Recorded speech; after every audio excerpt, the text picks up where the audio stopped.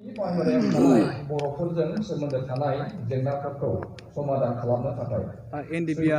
1986 जोनोम मोननायनि उनावहाय NDFB हिसाबै बर'नि जिथुनिखि थामोनथाय रैखाथि 34 years स्ट्रागल खालामबोबाय बेनि उनावहाय दिनै NDFBआ बर' हारिनि गेजेरावहाय डिजल्भ जाबायनानै नोंथांमोना आफादखौ डिजल्भ खालामबाय दिनैनि बे जारिमिनारि सानाव नोंथाङा मा बुङो? दावगानायखौ रैखा खालामनो आरो साबायखर मिडिया नोंथांमोन बर'फोरनि थाखाय थांनाय 27 जानुवारि 2020 खालाराव भारत सरकार आसाम सरकार आरो सोमावसारग्रा हान्जाफोरजों मोनसे जारिमिनारि सुक्ति जानानै थाङो। बेनि उननिफ्राय फारियै NDFB आफादनि आखायाव थानाय हाथियारफोरखौ थांनाय जानुवारिनि 30 थारिखआव गथायनानै होखांनायनि उनाव दिनैनि सानाव NDFB फोलेरा सनाय डेजिगनेटेड केम्पआव ज' जानानै दिनै मोनसे डिसबेन्डमेन्ट मोनसे सेरेमनिनि गेजेरजों बर'फोरनि गेजेराव थानाय आफाद NDFBखौ डिजल्भ जाबाय होननानै जों फोसावबाय। दिनैनिफ्राय बर'फोरनि गेजेराव आखायाव हाथियार लानानै सोमावसारग्रा मोनसेबो आफाद थानाय नंला। बेबादि जानायनि उनाव बे ओनसोलाव बर'लेण्डआव मोनसे सान्थिनि थासारि दिनै सोमजिबाय आरो सोमजिबाय आरो जेराव सान्थि दं बेवहाय दिनै जौगासारनाय गोरोबलायनाय अनलायनाय बेबायदिया दिनैनिफ्राय जागायसिगोन होननानै आं आसा खालामदों। NDFB हिसाबै माने सादिनि थाखाय नांदोंमोन बेनि उनावहाय आलादा रायजोनि थाखाय नांदोंमोन दिनै बे मोननैया जाफुंनि उनावहाय मोनसे BTR सुक्तिनि गेजेरजों जिथुनिखि आलादा न'खर उदांस्रिया फुलफिल जायाब्लानो दिनै NDFBआ डिजल्भ जाबाय बे बेलायाव नोंथाङा मा बुंगोन? बर'फोरनि जिथुनिखि सुक्ति जालांबाय बे सुक्तियाव बर'फोरनि थाखाय गोबां बाथ्रा दङ। बेवहाय सन्देह जानांगौनि बाथ्रा गैया। NDFBआ आरो बर'फोरनि गेजेराव थानाय सोमावसारारि आफादफ्रा बर'फोरनि थाखाय भारतनि संबिधानाव थानाय मोनथायखौ लानानै बा बे मोनथाया आलादा रायजो दाफुंनायनि मोनसे थांखिमोन। आलादा रायजोखौ मोननो हायाखैब्लाबो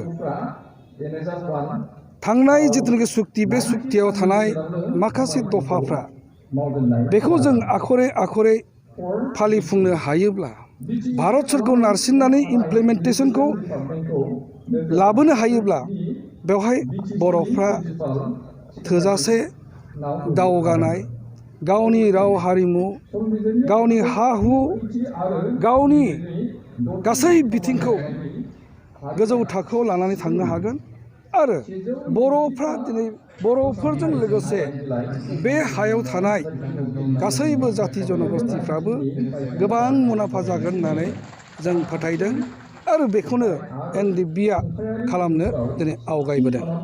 BTR एकर्डखौ पिस एकर्ड होनाय जादों। बिनिनो NDFBनि फाउन्डार रन्जन दैमारि थामहिनबा देरनाब्ला बिथाङा दिनैसिम उदाङै जोबथेसालिनिफ्राय गवाखै बे बेलायाव नोंथांमोननि मा मन्तब्य? बेयो दुखुनांथाव बाथ्रा। NDFBआ सिजफायाराव फैनानै भारत सरकारजों 10 बोसोर मोनसे सान्थिनि थाखाय रायलायबाय थानाय जादोंमोन। फैयै फैयै NDFBआ दाखालि दिल्लीयाव मोनसे जारिमिनारि सुक्ति जाखांनायनि जारिमिनारि सुक्तिखौ खालामनो थाखाय एनडिएफबीनि फाउन्डार प्रेसिडेन्ट DR नाब्लाया जेल सिङाव दंबाय थायोमोन। जेल सिङाव थानाय बिथां रन्जन दैमारिखौ लानानै फैनानै बे सुक्तियाव सहि होहोदों। बेजों लोगोसे एनडिएफबीआ जिहेतु मोनब्रै खावब्रै बाहागोआव आलादा आलादा जानानै दंमोन। बे मोनब्रै एनडिएफबीखौबो ज'है खौसेयै लानानै फैनानै सुक्ति खालामहोनाय जादों। दिनै सोमावसारारि जिउआव सोमावसारग्राफोरनि जिउआव बेफोरबादि जेल जानाय दुखु खस्थ' बेफोरो लोगोसे फैफायो। DR नाब्ला बिथाङाबो सोमावसारनायनि गेजेरावनो दिनै बिथाङा आयेननि गेजेरजों जोबसालियाव थानो गोनां जादोंमोन। जोबसालिनि उनाव सुक्तिनि थाखाय दिहुननानै लानानै फैनानै आरोबाव बिथांखौ जेलाव सोफिननानै दोननाय जि हाबा जि खामानि बियो मोनसे दुखुनांथाव जादों। जों बेनिखायनो बेखौ सोंखारियो, गोख्रों सोंखारियो आरो बेखौबो जों दिनै खावलायबावो जे जिहेतु बेयो मोनसे सान्तिनि सुक्तिमोन, सुक्ति जानायनि उनाव सान्तिया फैनांगौमोन। बिथांखौ लांफिननायनि उनाव जाहाथे खुनु रोखोमै असान्तिया बेवहाय जायगा मोना, बेखौ भारत सरकारा आसाम सरकारा नोजोर होनांगौ आरो बेखौ बिथा खालामनानैनो बिथांखौ सन्मानजों मान सन्मानजों जेलनिफ्राय दिहुननानै होनांगौ होननानै आङो खावलायदों। नोंथांमोननि बे डिसल्भ जानाया मोनब्रै सेक्सन दङ ना मोनथाम सेक्सन दङ? बेवहाय जोङो गासैखौबो जों खावलायदोंमोन। गबिन्द बसुमतारी बिथाङा दिनै मा खारनाव फैयाखै जों बेखौ मिथिया। जोंहा मोनसे क'अर्डिनेसन कमिटि दानानै लादोंमोन। बे क'अर्डिनेसन कमिटिया जि मोनसे सुक्ति जाबाय, सुक्तिनि सनदफोरखौ खौसेयै एनडिएफबीनि जेंनाफोरखौ फोजोबस्रांनायनि आरो भारत सरकारखौ नारसिननानै जों मोननांगौ अधिकारफोरखौ मोनफुंनो हानायनि थाखाय क'अर्डिनेसन कमिटिखौ जोङो बानायनो लादोंमोन। दिनै बिथाङा बे क'अर्डिनेसननि कमिटिनि जि स्पिरिट बेखौ बिथाङा मा नोजोरजों नायदों बेखौ जों दा बे समाव बुंनानै जोङो फोजोबनो हानाय नङा। फैबाय थानाय समाव दिनैनि बे डिसल्भ जानायनि उनाव नोंथांमोननि गुबै थांखिया माबोरैहाय आगान दावगायलांगोन? जोंहा रोखा एनडिएफबीआ दिनैनिफ्राय डिसबेन्ड जाबायब्लाबो जोङो एनडिएफबी आफादखौ दिनै डिसल्भ जाबाय होननानै फोसावदोंमोनब्लाबो जों एनडिएफबीआ मोनब्रै एनडिएफबीआ जोङो खौसेयै थानानै खामानि मावनो गोसो आरो बेनिखायनो जों खौसे क'अर्डिनेसन कमिटिखौ दादों आरो बे क'अर्डिनेसन कमिटिनि मोनसे गाहाय जाहोनानो जाबाय सुक्तियाव थानाय दफाफोरखौ आखरै फालिनो बा भारत सरकारखौ नारसिननानै बर'फ्रा मोननो गोनां, एनडिएफबीआ मोननो गोनां जि मोन्थाय बेखौ मोनफुंनो नागिरनायानो बे क'अर्डिनेसन कमिटिनि दाबि आरो एनडिएफबीआ दिनै डिसल्भ जाब्लाबो बे क'अर्डिनेसन कमिटिया गोख्रोङै थांनानै थागोन आरो बेखौ जोङो खौसेयै बेनि गेजेरजों खौसेयै खामानि मावगोन होननानै जोङो थांखि लानाय जादों। फैबाय थानाय समावहा फैबाय थानाय BTC इलेक्सनावहा बाहागोफोर लागोन नामा? जोङो इलेक्सनाव बाहागो लायैखौ जोङो बारे सानबाय थादों। जुदि सम आरो खाबु आरो गोनां जायोब्ला बे भारतनि गणतन्त्रनि सिङाव इलेक्शना जिहेतु मोनसे पार्ट एन्ड पार्सेल आरो बे इलेक्शन बा पावारनि गेजेरजोंसो गासैबो मोनथायफोरखौ सांबिधानिक आरो संबिजितारि जि मोनथाय बेफोरखौ मोनफुंनो हायो। बेनिखायनो जोङो सिन्था खालामबाय थादों आरो बेखौ गोनां जाब्लानो जोङो जिखुनु राजखान्थियारि हान्जाजों लोगो नांनानै इलेक्शनाव बाहागो लानायनि बाथ्राफोरखौबो जों दिनै साननो बाध्य जागोन। जों बेखौ दिनैनि थारिखआव गोसोआव लानानै दोनदों। ससियेल मिडिया बायदियावहा नोंथांखौ धनस्रि समितियावहा बिसायख'थि गेलेनायनि बाथ्रा खोनादों, बे बेसेबां सैथो बाथ्रा? बे बाथ्राखौ आं दानो बुंनो सम जादों होननानै आं सानाखै बेनिखायनो आं बिनि सायाव कमेन्ट होनायखौ दोनथ'बाय। कर्डिनेसन कमिटिनिफ्राय नोंथांमोना दिनै डिजल्भ सेरेमनि खुंदों बेवहाय नोंथाङा बुंदों गबिन्द बसुमतारी बिथाङा फैयाखै बिथांनि फेक्सना फैयाखै बिनि गेजेरजों सावरायग्रा फेक्सननि जिथु नेहाथारि बे सावरायग्रा बिथांखौबो जों नुनो मोनाखै बे बेलायाव नोंथाङा मा बुङो? नङा सावरायग्रा नङा बि फेरेंगाया NDFBनि सासे गाहाय नेहाथारि बिथाङासो फैयाखै बिथाङा फैयैनि खारनखौ बिथाङा बेखौ जोङो दा बुंनो हाथ'वा बिथांखौ जोङो जेब्लाबो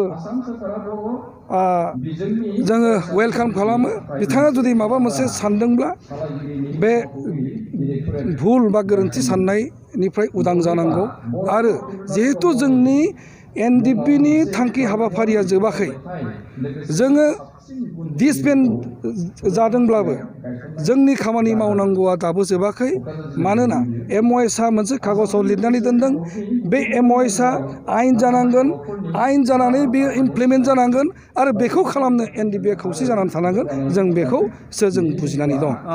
BTR एकर्डनि जिथुनिखि माखासे दफाफोर दाखालि आसाम एसेम्ब्लिनि जिथुनिखि बिल पास जालांबाय माखासे दफाफोरा बिल पास जालांबाय बेयावहाय आसाम सरकारखौ नोंथाङा मा खावलायगोन? बियो फारियै MOS जानायनि उनाव आसाम सरकारा भारत सरकारा बेखौ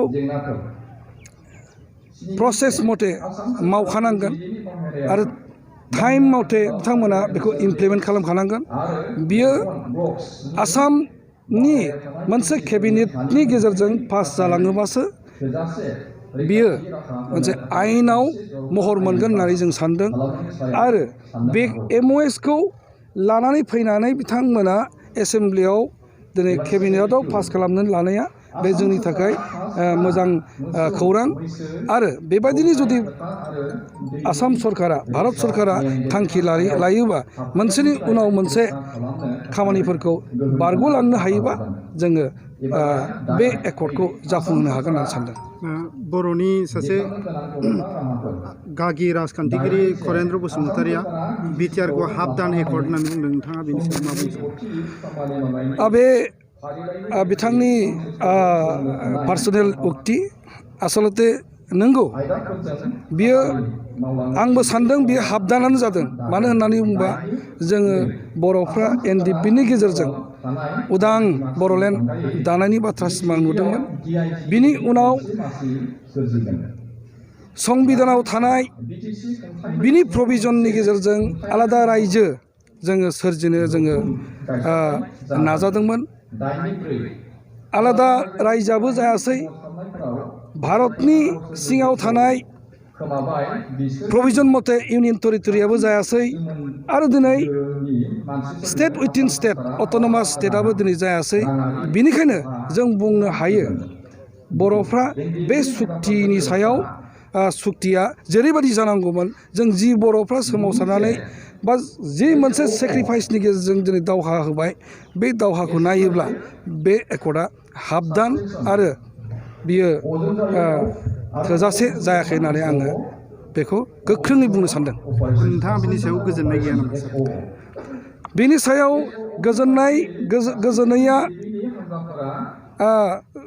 जिहेथु बियो मोनसे हाबदान एकर्ड बेखौ जोङो थोजासे होननानै सानाखै आरो बिनि सायाव जोङो रावबो आंल' नङा गासैबो रायजो राजा आरो दिनै मेलेमजिबि माखासे सेक्सनफ्रा बिनि सायाव गोजोननाय गैया बेखौ आं फोथायदों।